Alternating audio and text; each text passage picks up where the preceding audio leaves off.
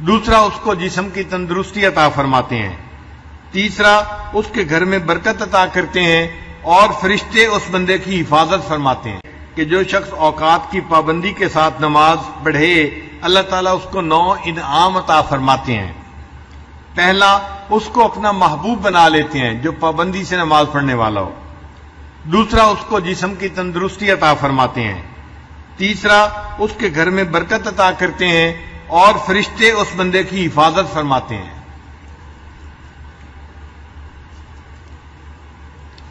اس کے چہرے پر صلحاء کا نور ظاہر کر دیا جاتا ہے، اس بندے کا دل نرم کر دیا جاتا ہے، روز محشر اس کو پل صراط سے بجلی کی تیزی کے ساتھ گزاریں گے، اور اس بندے کو جہنم سے نجات عطا فرمائیں گے، اور جنت میں اس کو نیکوں کا ساتھ عطا فرمائیں گے۔ یہ نماز کے 9 فوائد ہیں۔ ایک حدیث پاک میں ہے کہ نماز دین کا ستون ہے، اور اس میں 10 خوبیاں ہیں۔ چہرے کی رونق ہے نماز، دل کا نور ہے، بدن کی تندرستی کا سبب ہے، قبر کا انس ہے، اللہ تعالیٰ کی رحمت اترنے کا ذریعہ ہے، آسمان کی کنجی ہے، اعمال نامے کے ترازو کا وزن ہے، اللہ تعالیٰ کی رضا کا سبب ہے، دوزخ سے آڑ ہے، اور 10واں جنت کی قیمت ہے۔ جو شخص باقاعدگی کے ساتھ نماز پڑھتا ہے، اس نماز کی برکت سے اللہ تعالیٰ اس بندے کو جنت عطا فرمائیں گے۔ جس نے نماز کو قائم کیا اس نے دین کو قائم کیا، اور جس نے نماز کو چھوڑا اس نے دین کو گرایا۔ ایک حدیث مبارکہ میں ہے کہ اللہ تعالیٰ ان لوگوں کے لیے جو اندھیروں میں مسجد کی طرف جاتے ہیں قیامت کے دن ایک بلند نور کے ساتھ روشنی فرمائیں گے۔ ایک حدیث پاک میں ہے اندھیروں میں مساجد کی طرف چلنے والے وہی لوگ ہیں جو اللہ تعالیٰ کی رحمت میں داخل ہونے والے ہیں۔ ایک حدیث مبارکہ میں ہے کہ جب کوئی جماعت کے ساتھ نماز پڑھتا ہے پھر وہ کسی حاجت کا سوال کرتا ہے تو اللہ تعالیٰ غیرت کرتا ہے کہ وہ بے مراد واپس لوٹے، اللہ تعالیٰ اس بندے کی حاجت کو پورا کر دیتے ہیں۔ ایک حدیث پاک میں ہے کسی شخص کو اپنے گھر میں نماز پڑھنے کا ثواب 1 نماز کے برابر، محلے کی مسجد میں نماز پڑھنے کا ثواب 25 نمازوں کے برابر، جامع مسجد میں نماز پڑھنا 500 نمازوں کے برابر، مسجد اقصی میں نماز پڑھنا 5000 نمازوں کے برابر ہے، اور مسجد حرام جہاں بیت اللہ ہے وہاں نماز پڑھنا 1,00,000 نمازوں کے برابر ہے۔ ایک حدیث پاک میں ہے کہ جس شخص نے 5 نمازوں کو جماعت کے ساتھ ادا کرنے پر محافظت کی وہ پل صراط سے چمکنے والی بجلی کی مانند تیزی کے ساتھ گزر جائے گا۔ اللہ اس کا حشر سابقین کے پہلے گروہ میں فرمائیں گے۔ ہر روز و شب میں ان نمازوں پر محافظت کرنے والے کے لیے ایسے 1000 شہید کی مانند اجر ہوگا جو اللہ کے راستے میں شہید کر دیے جائیں، یعنی نماز باقاعدگی سے پڑھنے والوں کو 1000 شہیدوں کا ثواب عطا کیا جائے گا۔ پھر نماز جو ہے اس کو تعدیل ارکان کے ساتھ پڑھنا۔ تعدیل ارکان کہتے ہیں رکوع سجود کو ٹھہر ٹھہر کے تسلی کے ساتھ ادا کرنا۔ مکتوبات معصومیہ کی عبارت ہے مخبر صادق علیہ الصلوۃ والسلام نے فرمایا ہے کہ چوروں میں سب سے بڑا چور وہ ہے جو نماز میں چوری کرتا ہے۔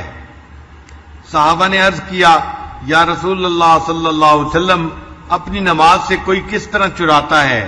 نبی علیہ السلام نے فرمایا نماز میں چوری یہ ہے کہ نماز کے رکوع سجود کو اچھی طرح ادا نہیں کرتا۔ نیز نبی علیہ السلام نے فرمایا کہ خدائے جل شانہ اس شخص کی نماز کی طرف نگاہ اٹھا کر بھی نہیں دیکھتا جو رکوع اور سجود میں اپنی پیٹھ کو ثابت یعنی سیدھا نہیں رکھتا۔ اور نبی علیہ السلام نے ایک شخص کو نماز ادا کرتے ہوئے دیکھا کہ رکوع و سجود پوری طرح ادا نہیں کر رہا، تو آپ صلی اللہ علیہ وسلم نے اس سے فرمایا کیا تو اللہ تعالیٰ سے نہیں ڈرتا؟ اگر تو اسی عادت پر مر گیا تو دین محمدی پر تیری موت نہیں آئے گی۔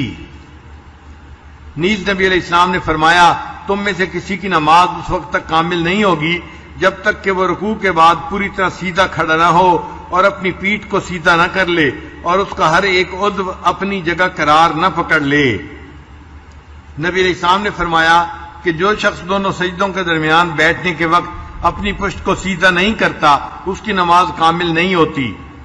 نبی علیہ السلام ایک نمازی کے پاس سے گزرے دیکھا کہ وہ احکام و ارکان قوم و جلسہ پوری طرح ادا نہیں کر رہا تھا، تو آپ صلی اللہ علیہ وسلم نے اس سے فرمایا اگر تو اسی عادت پر مر گیا تو قیامت کے دن تجھ کو میری امت میں سے نہ لیا جائے گا۔ اور دوسری جگہ فرمایا اگر تو اسی عادت پر مر گیا تو دین محمدی پر تو نہیں مرے گا، کیونکہ تیری نماز جو ہے وہ پوری نہیں ہے۔ اس کو نماز کی چوری کہا گیا اگر نماز کے ارکان کو صحیح طرح ادا نہ کیا جائے۔ حضرت ابو ہریرہ نے فرمایا کہ کوئی شخص ایسا ہوتا ہے کہ 60 سال تک نماز پڑھتا رہے اور اس کی ایک نماز بھی قبول نہیں ہوتی، کیونکہ اس شخص نے رکوع سجود کو بخوبی بھی ادا نہیں کیا ہوتا۔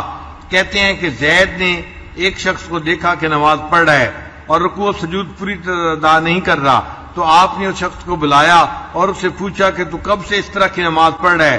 اس نے کہا 40 سال سے۔ آپ نے فرمایا اس 40 سال کے عرصہ میں تیری ایک نماز بھی نہیں ہوئی، اگر تو مر گیا تو نبی علیہ الصلوۃ والسلام کی سنت پر تو نہیں مرے گا۔ تو تعدیل ارکان کا خیال رکھنا کتنا ضروری ہے۔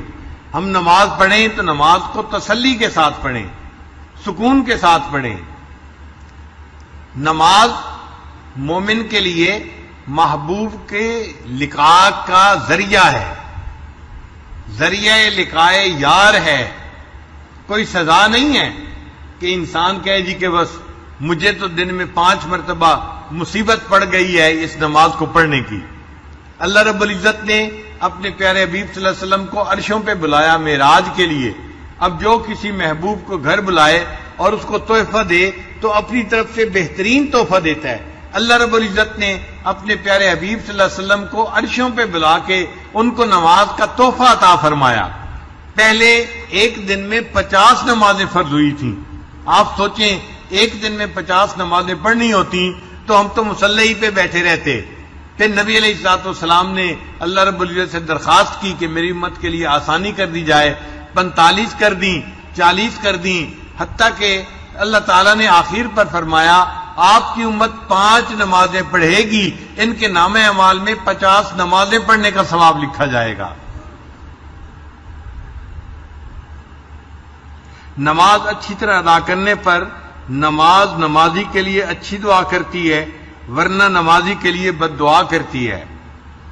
منقول ہے کہ جب مومن بندہ نماز اچھی طرح ادا کرتا ہے اور اس کے رکوع و سجود بخوبی لاتا ہے تو اس کی نماز بشاشت والی اور نورانی ہوتی ہے۔ فرشتے اس نماز کو آسمان پر لے جاتے ہیں اور وہ نماز اپنے نمازی کے لیے اچھی دعا کرتی ہے اور کہتی ہے حافظک اللہ سبحانہ کما حفظتنی، اللہ تعالیٰ تمہاری حفاظت کرے جیسے تم نے میری حفاظت کی۔ اور اگر نماز کو اچھی طرح ادا نہیں کرتا تو وہ نماز ظلمت والی رہتی ہے، فرشتوں کو اس نماز سے کراہت آتی ہے اور اس نماز کو آسمان پر نہیں لے جاتے، اور وہ نماز اس نمازی کے لیے بد دعا کرتی ہے اور کہتی ہے ضیعک اللہ تعالی کما ضیعتنی، اللہ تعالیٰ تمہیں اسی طرح ضائع کرے جس طرح تم نے مجھے ضائع کر دیا۔